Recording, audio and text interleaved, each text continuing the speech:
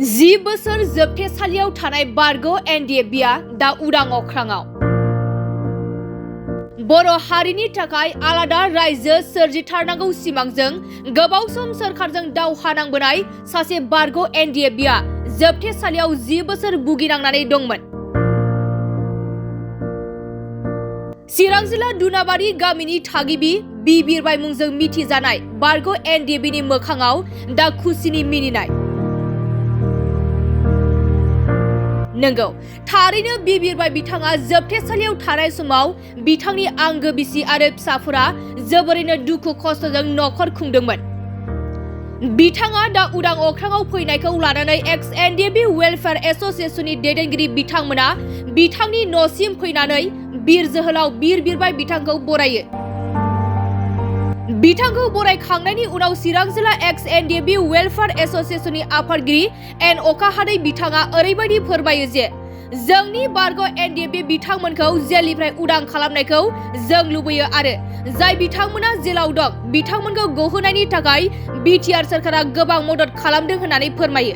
जोङो दिनैहाय मोजां मोनदों बिथां दिलीप बसुमतारी बिथांनि बिफानि मुङा शैलेन बसुमतारी, बिथाङा अरिजिनेलि बिजनि फानबारिनिमोन, ओमफ्राय बियो दा जोंनि नैबे नाम्बार 2 दुनाबारि बेंटल खाथियावहाय सेटेल जाफैबाय।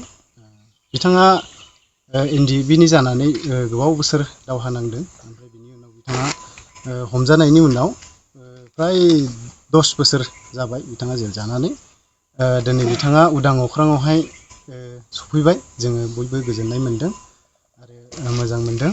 दा बेखायनो जोङो बिथांखौ गोबाव बोसोर खस्थ' खालामनायखाय जोङो एक्स एनडिएफबि वेलफेयार एसोसिएशननि जानानै बिथांखौ मान बावफैदों, बिथांखौ जोङो बरायदों आरो बिथाङा बे जायगानिनो बासिन्दाबो, जोङो बेखायनो जोङो बिथांखौहाय मान बावफैदों आरो। बेबायदि गोबां जेलाव दंबावो बिथांमोन। दा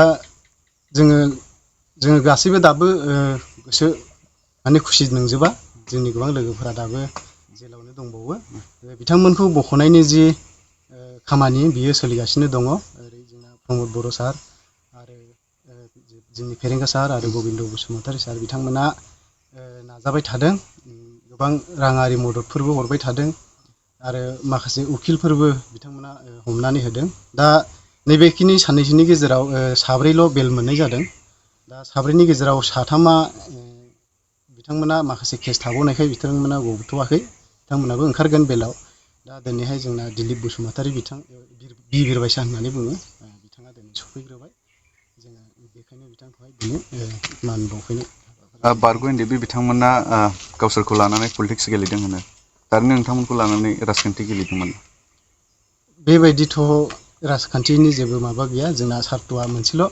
जोंनि जि लोगोफोरा खस्थ' मोनदों, जेल सिङाव थादों, जोंहाबो दुखु दङ, जों बिथांमोनखौ बावा आरो जों जिखि जाया थांखि बिथांखि लानानै जों जिखि जाया एसोसिएशन बा बायदि रोखोम दा जोंनि पइन्टआ बे मोनसेयानो, जों जायजोंखिया रायज्लायहैया मानो जोंना 1 नाम्बारावनो जोंनि बे थाबोनाय लोगोफोरनि खोथाखौ जों सावरायग्रोनाय जायो।